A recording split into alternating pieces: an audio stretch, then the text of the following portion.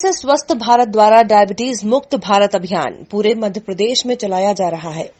आइए आपके अपनों को दिलाएं डायबिटीज और ब्लड प्रेशर से मुक्ति। अधिक जानकारी के लिए संपर्क करें 9993030692 9993030957।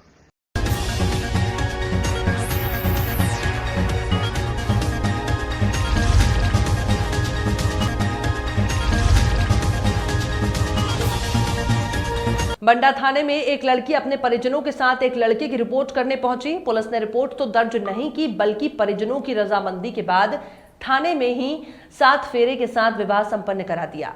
प्राप्त जानकारी के अनुसार बंडा निवासी कुमारी प्रियंका अपने परिजनों के साथ मोहल्ले के ही एक लड़के सिद्धार्थ की रिपोर्ट दर्ज कराने पहुंची और एसआई बबीता चौधरी ने लड़की से उसके मन की बात जानी। लड़का वास्तव में परेशान करता है या नहीं, इसमें लड़की का अफेयर है ये समझकर, जिसके बाद बबीता चौधरी ने लड़की की मां से बात की, जिस पर लड़की की मां ने रजामंदी देते हुए कहा, यदि लड़का पक्ष शादी के लिए मान जाए तो मैं शादी करने के लिए तैयार हूं। शादी के लिए लड़का पक्ष भी मंजूर हो गया। थाने परिसर में ही मंदिर में लड़का लड़की के परिजनों के बीच लड़का लड़की की शादी विधि विधान से कराई गई। विवाह किया जा रहा है, तो ये किस प्रकार हो रहा है? मैं चौकी दल पद पर मैं प्रभारी हूँ। टीआई बंडा श्रीमान जी ने मुझे फ़ोन करके बुलाया कि आप आके यहाँ पे एक एफआईआर करनी है, क्योंकि यहाँ की महिला संबंधी अपराध सारे सब इंस्पेक्टर लेवल पे महिला अधिकारियों को देखने रहते हैं। तो यहाँ पे आके मैंने देखा, तो पहले मैंने कहा एक आध अपन को बालिका से पूछना चाहिए कि वो किस प्रकार की एफआईआर कराना चाहती है, किस पे कराना चाहती है। तो पता चला कि कुमारी प्रियंका, पिता हीरालाल वाल्मीकि, उम्र उसकी होगी 20 वर्ष के लगभग, बंडा की ही संजय नगर कॉलोनी की वार्ड 5 की है। तो उससे विस्तार से पूछा तो उसने कहा कि हमारा प्रेम प्रसंग 3 साल से चल रहा है और बस परिवार वाले राजी नहीं है। और आज परिवार वालों ने थोड़ा देख लिया बातचीत करते हुए, तो वो चाह रहे हैं कि एफआईआर कराई जाए, वरना हम अपने घर नहीं ले जाएंगे। तो फिर लड़की के माता पिता को बुला के समझाया। हमने कहा एफआईआर तो हम कर भी देंगे, लेकिन आप ये बताएं कि इस सिचुएशन में एफआईआर करने के बाद फिर लड़की का भविष्य क्या रहेगा। तो कहने लगे कि यदि लड़की के साथ कुछ ऊंच नीच हो रही है तो उसको कैसे फिर निपटाया जाए। तो हमने कहा फिर आप बताएं सबसे अच्छा तरीका क्या होगा। तो उन्होंने कहा लड़के वाले शादी कर ले तो हम भी इसमें राजी हो जाएंगे। तो लड़के के माँ बाप को बुलवाया। तो जो लड़के से प्रेम प्रसंग था उसका नाम सिद्धार्थ, पिता किशोरलाल वाल्मीकि, और वो भी बालिग था 21 वर्ष का। चूँकि लड़के लड़की दोनों ही बालिग हैं, तो उसके माता पिता को बुलवाया, फिर लड़के को भी बुलवाया। तो दोनों ही पक्ष, इवन लड़के लड़की दोनों ही तैयार थे। तो अच्छे से समझाइश दे के माता पिता पक्ष दोनों ही राजी हो गए, लड़का लड़की भी राजी हो गए, अन्य सब सगे संबंधी भी आ गए, वो भी राजी हो गए। और लॉकडाउन चल रहा था, इसलिए पुलिस संरक्षण में ही, पुलिस प्रांगण में, मंदिर में ही हम लोग पुलिस परिवार ने शादी का आयोजन। पहले तो वधु पक्ष जो था वो नाराज था। हाँ वही, लेकिन पुलिस प्रशासन ने मतलब किस प्रकार से इस चीज़ को टैकल किया? ये तो एक बहुत ज़्यादा पहले मुश्किल जैसा लग रहा था, क्योंकि लड़की भी माँ बाप के दबाव में आ चुकी थी और लड़की की भी उम्र 20 वर्ष के ही लगभग है। तो जैसा माता पिता बोलेंगे लड़की वैसा ही बोलने लगी थी। फिर हमने उसको बहुत अच्छे से पहले भरोसे में लिया, उसके माता पिता को भरोसे में लिया। हमने कहा हर माता पिता यही चाहते हैं कि उसकी बच्ची का बहुत ही अच्छा भविष्य हो, वो भी एक जैसा माता पिता कन्यादान करके विदा करते हैं उसी प्रकार से उसका भविष्य तय हो। तो उनको हमने समझाया कि यदि आप शादी करेंगे, अभी विवाह करेंगे, तो भी वैसा ही आपको मान सम्मान वहाँ पर प्राप्त होगा। तो उनको अच्छे से समझाया, बारीकियों से समझाया कि एफआईआर करने से उसका पूर्ण रूप से निराकरण नहीं होगा जिस तरीके से आप चाह रहे हैं। तो उनने कहा कि हाँ, विवाह करने पर ही दोनों ही पक्षों के लिए ज़्यादा उचित रहेगा। इस प्रकार से दोनों राजी। पुलिस प्रशासन द्वारा कहा जाए विवाह में क्या ये दोनों संतुष्ट रहेंगे? बिल्कुल ही संतुष्ट रहेंगे, क्योंकि अब तीसरा पक्ष पुलिस भी है, इस चीज़ का गवाह भी हो गया है। तो दोनों में से किसी परिवार को यदि दिक्कत आती है तो पुलिस परिवार हमेशा ही दोनों को सुनने के लिए राजी रहेगा और भविष्य में भी काउंसलिंग करता रहेगा और किसी प्रकार की दूसरी दिक्कतें नहीं आने वाली हैं। धन्यवाद। धारदार हथियार और पत्थर से सिर कुचलकर एक 60 वर्षीय व्यक्ति की अज्ञात आरोपियों ने हत्या कर दी। मौके पर पहुंची पुलिस ने पंचनामा बनाकर मृतक को पोस्टमार्टम के लिए भेजा। मंगलवार शाम को लगभग 6 बजे अनुविभागीय अधिकारी पुलिस रविंद्र बोयच ने बताया कि बगोदा रोड हनुमान टेकरी पर एक युवक के घायल होने की सूचना मिलने पर थाना प्रभारी अशोक शर्मा और पुलिस बल के साथ घटनास्थल पहुंचे। घटनास्थल पर देखा तो व्यक्ति मृत पड़ा था। अज्ञात आरोपियों ने हथियारों और पत्थरों से सिर कुचलकर उसकी दर्दनाक हत्या कर दी।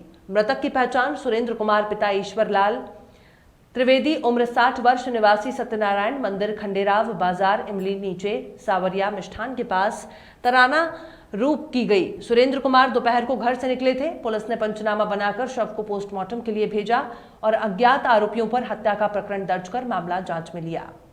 अभी शाम को आपको सूचना मिली थी कि किसी व्यक्ति का खुद में लटपट शव पड़ा है। पहले घायल की सूचना थी, बाद में पड़ा कि शायद वो मृत हो गया। हम यहाँ आए, अपने मोटरसाइकिल पड़ी थी, तो मोटरसाइकिल और सभी लोग आए। ये पता चला कि सुरेंद्र कुमार त्रिवेदी हैं। फिर उनके बच्चों को बुलवाया गया, उसके द्वारा पहचान की गई है। किसी के द्वारा इनकी बहुत ही नृशंस तरीके से हत्या की गई है और हम शीघ्र इसके जो भी होंगे कॉल डिटेल और इसके आधार पर बाजार में जो CCTV कैमरे वगैरह लगे हैं उनको देखेंगे तो उससे पता चल जाएगा ये किसके साथ आए हैं। क्योंकि कुछ जगह कैमरे लगे तो उससे ये पता चल जाएगा ये आए हैं तो किस रास्ते से और कौन इनके साथ है। तो हम उस समय का जो घर से निकलने के समय के वो देख कर वो अति शीघ्र ही पता लगा लेंगे किसके साथ है तो किसके द्वारा ये कृत्य किया गया। बेंगलुरु से दानापुर लेकर निकली श्रमिक ट्रेन सोमवार की शाम जबलपुर रेलवे स्टेशन पहुंची। ट्रेन के जबलपुर स्टेशन पहुंचते ही रेलवे कर्मचारियों और अधिकारियों ने तालियां बजाकर श्रमिकों का स्वागत किया। जबलपुर रेलवे स्टेशन पर ही श्रमिकों ने अपना दर्द बयां किया। 2 दिनों से खाने को नहीं मिला। जबलपुर रेलवे अधिकारियों ने भी मजदूरों की सुध नहीं ली। भूखे प्यासे जबलपुर से बिहार के लिए ट्रेन में रवाना हुए मजदूर कोरोना संक्रमण के चलते 25 मार्च से लगे देश में लॉकडाउन के चलते देश भर में लाखों मजदूर फंसे हुए हैं। 1 मई को केंद्र सरकार द्वारा मजदूर दिवस पर देश के विभिन्न राज्यों में फंसे मजदूरों को उनके घर पहुंचाने के लिए सरकार ने अपनी आंखें खोली। विभिन्न राज्यों से मजदूरी को उनके गृह राज्यों में ले जाने के लिए भारतीय रेलवे ने विशेष श्रमिक ट्रेन चलाकर मजदूरों को उनके गंतव्य तक पहुंचा रही है। 2 मई को बेंगलुरु से करीब 1200 मजदूरों को लेकर एक श्रमिक ट्रेन बिहार के दानापुर के लिए निकली, जो 4 मई की शाम जबलपुर रेलवे स्टेशन पहुंची। जबलपुर रेलवे स्टेशन पहुंचने पर रेलवे अधिकारियों और जीआरपी द्वारा मजदूरों का तालियां बजाकर स्वागत किया गया। जबलपुर में ट्रेन करीब 10 मिनट रुकी, जहां मजदूरों ने स्टेशन से पानी बोतलों में भरा। जबलपुर स्टेशन पहुंचकर मजदूर अपनी पीड़ा बताने लगे और कहा कि 4 महीने से वो बेंगलुरु में मजदूरी का काम कर रहे हैं। कोरोना संक्रमण के चलते देश भर में लॉकडाउन लग गया। लॉकडाउन लगने से उनका काम बंद हो गया।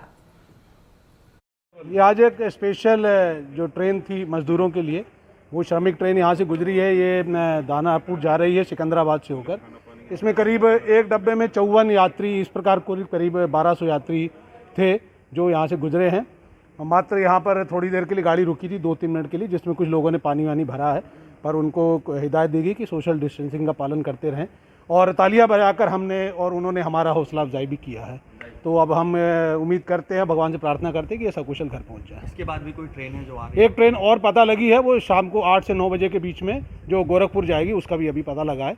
तो थोड़ी देर बाद उसका भी पॉइंट अभी क्लियर हो जाएगा। नमस्कार, आप देख रहे हैं CG वर्स 24। मैं हूं आपके साथ हर्षिता। शासन प्रशासन के लाख निर्देशों के बावजूद मकान मालिकों का किराएदारों पर किराए को लेकर विवाद थमने का नाम नहीं ले रहा। मामला गोरेला थाना क्षेत्र के ग्राम सेमरा का है। गोरेला में बलौदा बाजार और कोरिया जिले से आई 5 लड़कियां जो कि महाकाल गेवले कंपनी में मार्केटिंग के प्रशिक्षण लेने के लिए आई हुई थी। लॉकडाउन के दौरान वो वापस नहीं जा सकी और पैसे नहीं होने के कारण किराया भी नहीं दे पा रही थीं। जबकि सरकार की ओर से भी मकान मालिकों को लॉकडाउन अवधि का किराया सख्ती से नहीं वसूलने की हिदायत दी थी, पर इस मामले में मकान मालिक की ओर से लगातार किराए के मकान को लेकर लड़कियों पर दबाव बनाया जाता रहा और आज मकान मालिक ने लड़कियों को उनके कमरे में ही बंद करके बाहर से ताला लगा दिया। लड़कियों ने गांव के जनप्रतिनिधियों और दूसरे लोगों को उसकी जानकारी दी, तब जाकर जनप्रतिनिधियों और गोरेला पुलिस की मदद से लड़कियों को आजाद कराया गया। वहीं लड़कियां मामले में FIR लिखवाने से परहेज कर रही थीं। वहीं कांग्रेस के जिला अध्यक्ष मनोज गुप्ता ने कलेक्टर और SP से मुलाकात कर इस मामले में कार्यवाही की मांग की। तब सेमरा गांव की सरपंच गजमती भानु के आवेदन पर गोरेला थाना में आरोपी मकान मालिक के खिलाफ भादवी की धारा 341 और 342 के तहत अपराध कायम करते हुए मकान मालिक को गिरफ्तार कर लिया है। कल शाम से बंद 8 बजे से बंद है।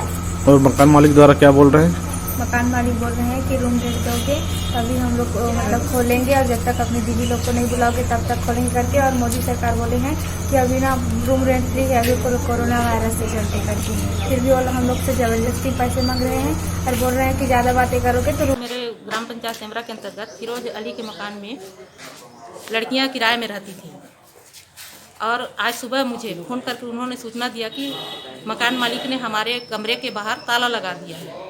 तो मैं कोटवार को भेजी कि जाकर देखो क्या बात है। कोटवार गया, देखा सही में ताला लगा हुआ था।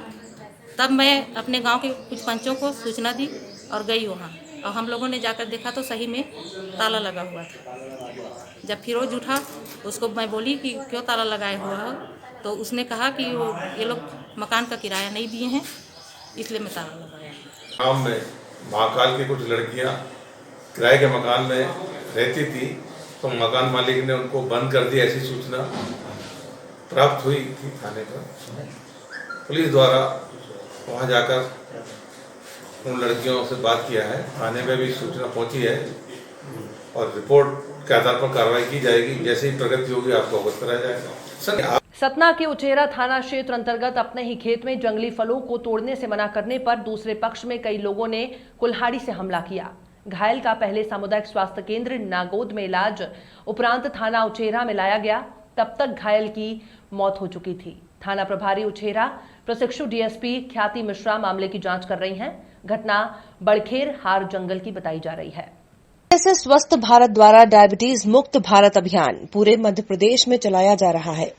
आइए आपके अपनों को दिलाएं डायबिटीज और ब्लड प्रेशर से मुक्ति। अधिक जानकारी के लिए संपर्क करें 9993030692 9993030957।